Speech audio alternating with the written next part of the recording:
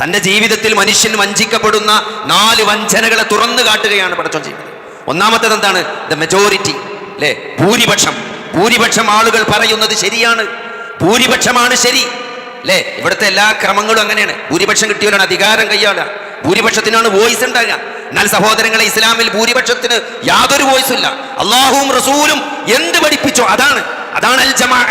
എന്താണ് അൽ ജമാഅത്ത്?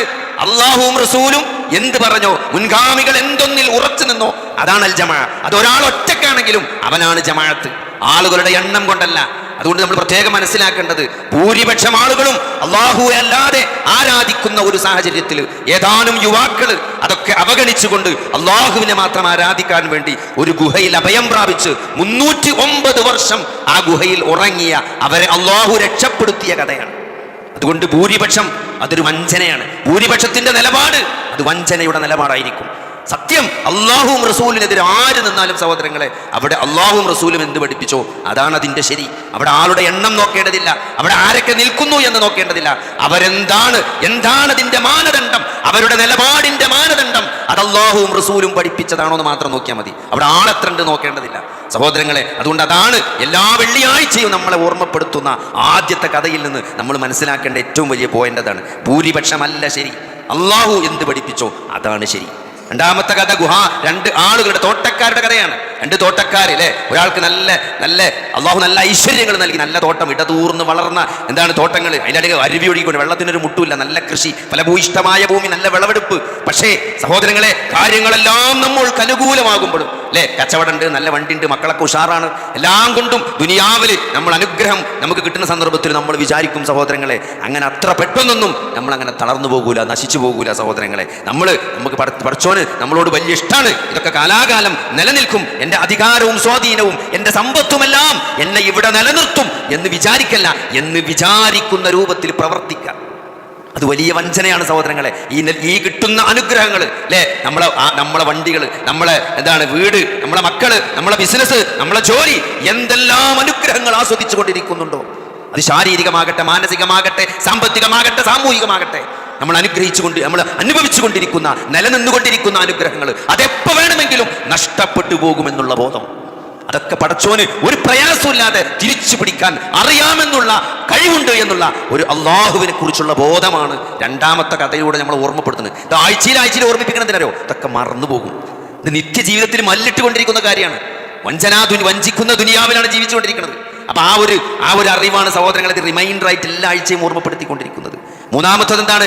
അറിവിലുള്ള വഞ്ചനയാണ്, അല്ലെ? The deception of knowledge. വഞ്ചനയിലുള്ള അറിവിലുള്ള ഒരു വഞ്ചന ഉണ്ട്. എല്ലാം അറിയാം എന്ന ഒരു തോന്നലാണ് ആർക്കുണ്ടായിരുന്നത്? മൂസാ നബി അലൈഹി സ്വലാം ഉണ്ടായിരുന്നത്. ഒന്നും അറിയില്ലാന്ന് ആ സംഭവം കഴിഞ്ഞതോടുകൂടി മൂസാ നബിനെ പടച്ചവനോട് ബോധ്യപ്പെടുത്തി കൊടുക്കുകയാണ്. മൂസാക്ക് ഒരു ചുക്കും അറിയില്ലാന്ന്. എല്ലാം അറിയും, ദൈവത്തിന്റെ പ്രവാചകനാണ്, അതുകൊണ്ട് എനിക്കാണ് ഇവിടെ എല്ലാരെക്കാളും അറിവുള്ളത് എന്നുള്ള ചെറിയൊരു ബോധം, ചെറിയൊരു ഭാവം ആർക്കുണ്ടായിരുന്നു? മൂസാ അലൈഹി സ്വലാമിനുണ്ടായിരുന്നു. അതാണ് പറ്റണ്ട് ഇല്ലാതാക്കി കൊടുത്തത്. മൂസാ നബിനെക്കാളൊക്കെ അറിയുന്ന വേറെ ആൾക്കാരുണ്ടെന്നും അള്ളാഹുവാണ് അവരെ അറിയിച്ചു കൊടുക്കുന്നത് എന്നൊക്കെയുള്ള ഒരു ബോധം അവിടെ ഓർമ്മപ്പെടുത്തി കൊടുക്കുകയാണ്. അതുകൊണ്ട് കുറച്ചൊക്കെ വായിച്ച് പഠിച്ച് മനസ്സിലായപ്പോൾ നമുക്ക് തന്നെയാണ് ഏറ്റവും വലിയ വിവരം എന്നല്ലേ. അങ്ങനെ ഒരു ബോധം, അങ്ങനെ ഒരു ഭാവം സഹോദരങ്ങളെ ഒരു വിശ്വാസിക്ക് പാടുള്ളതല്ല. അത് വലിയ അഹങ്കാരമാണ്, അല്ലെ? അറിവ് കൊണ്ട് അഹങ്കരിക്കുക എന്നുള്ളത് അത് വല്ലാത്തൊരു അഹങ്കാരമാണ്. അപ്പോൾ അതിനെ കൃത്യമായിട്ട് അള്ളാഹു നമ്മളെ ബോധ്യപ്പെടുത്തി തരാണ്. നാലാമത്തത് എന്താണ്? നാലാമത്തത് അധികാരത്തിന്റെ വഞ്ചനയാണ്. ദുൽഖർനൈൻ. ആരാണ് ദുൽഖർനൈൻ? കിഴക്ക് മുതൽ പടിഞ്ഞാറ് വരെ ഭരിച്ച മഹാനായ ചക്രവർത്തിയായിരുന്നു, അല്ലെ? ലോകത്തിന്റെ വലിയൊരു ഭാഗം കിഴക്ക് മുതൽ പടിഞ്ഞാറ് വരെ അധീനപ്പെടുത്തിയ വലിയൊരു രാജാവ്. ആ രാജാവ് തന്റെ അധികാരം ഏറ്റവും ശരിയായ രൂപത്തിൽ, ദുൽഖർനൈന്റെ വാക്കുകളിലൂടെ അള്ളാഹു ആ വിനയമാണ് നമ്മളെ പഠിപ്പിക്കുന്നത്. അധികാരമുള്ള ആളുകൾ സഹോദരങ്ങളെ എന്തിനാലേക്കണ് നമുക്കുള്ള അധികാരം, അല്ലെ? ഒരു ഓഫീസിൽ, ഒരു വീട്ടിൽ, ഒരു റൂമിൽ നമുക്ക് അധികാരം ഉണ്ടാവുമ്പോൾ നമ്മൾ താഴേക്കടയിലുള്ള ആളുകൾ നമ്മളെ പറ്റി അനുഭവിക്കുന്ന, അല്ലെങ്കിൽ നമ്മൾ എത്രത്തോളമാണ് ആ അധികാരം ദുരുപയോഗം ചെയ്യുന്നത് എന്ന് നമ്മളൊന്ന് ആലോചിച്ചാൽ മതി, അല്ലെ? നമ്മളെ നിലപാടുകളിൽ, നമ്മളെ പെരുമാറ്റത്തിൽ, നമ്മുടെ ഭാവത്തിലൊക്കെ ആ ഒരു അധികാരത്തിന്റെ സ്വാധീനമുണ്ടെങ്കിൽ സഹോദരങ്ങളെ, അത് നന്മക്കല്ല തിന്മക്കാണ് നമ്മൾ ഉപയോഗപ്പെടുത്തുന്നതെങ്കിൽ, ഒരാളെ അടിച്ചമർത്താനാണ് നമ്മൾ അത് ഉപയോഗപ്പെടുത്തുന്നതെങ്കിൽ സഹോദരങ്ങളെ, അതുകൊണ്ട് വലിയ ദുൽഖർനൈന്റെ അധികാരമൊന്നും വേണ്ട. എല്ലാവർക്കും, ഇവിടെ ഈ ഇരിക്കുന്ന എല്ലാവർക്കും ഓരോ മേഖലകളിൽ അധികാരങ്ങളുണ്ട്. വീട്ടിലുണ്ട്, നാട്ടിലുണ്ട്, അല്ലെ? ചിലർക്കൊക്കെ നമ്മൾ എത്ര ലൈഫാണെങ്കിലും നമുക്ക് അധികാരമുള്ള ഒരിടമുണ്ട്. ആ ഇടത്തിൽ നമ്മൾ എങ്ങനെ പെരുമാറുന്നു, സത്യത്തെ നമ്മൾ എങ്ങനെയാണ് അവിടെ കാണുന്നത്, നമ്മളെ നിലപാടുകളിൽ നമ്മളെ സ്വാധീനിക്കുന്നത് എന്താണ് എന്ന് ഒരു കൃത്യമായ ആലോചന നമ്മൾ ചെയ്താൽ സഹോദരങ്ങളെ, നമ്മൾ ഈ ദുൽഖർനൈന്റെ അധികാരം എങ്ങനെ ഉപയോഗപ്പെടുത്തുന്നു എന്ന് ആഴ്ചക്ക് നമ്മൾ ഓതുമ്പം നമ്മൾ ജീവിതത്തിൽ നമ്മൾ തിരിച്ചു നോക്കൽ ഒരു കഴിഞ്ഞ ഒരാഴ്ച സഹോദരങ്ങളെ, നമ്മൾ അങ്ങനെ എന്തെങ്കിലും അധികാരങ്ങൾ ദുരുപയോഗം ചെയ്തിട്ടുണ്ടോ, അതല്ല ഒരു നല്ല അധികാരിയാണോ നമ്മൾ, സഹോദരങ്ങളെ നമ്മൾ ഓർമ്മിക്കേണ്ടതാണ്. നമ്മൾ ഇല്ലെങ്കിൽ നിലപാട് മാറ്റം വരുത്തി നന്നാകാൻ അവസരമുണ്ട്. അതുകൊണ്ട് ഈ ഓരോ ആഴ്ചയും സഹോദരങ്ങളെ ഈ അൽക്കഹ്ഫ് ഓതുമ്പോൾ അല്ലെ, ഒരു 4 കഥകൾക്കപ്പുറം ജീവിതത്തെ സ്വാധീനിക്കുന്ന ചില ആശയങ്ങൾ, ചില ആദർശങ്ങൾ ആ കഥയിലൂടെ അള്ളാഹു നമ്മളെ പഠിപ്പിക്കുന്നു.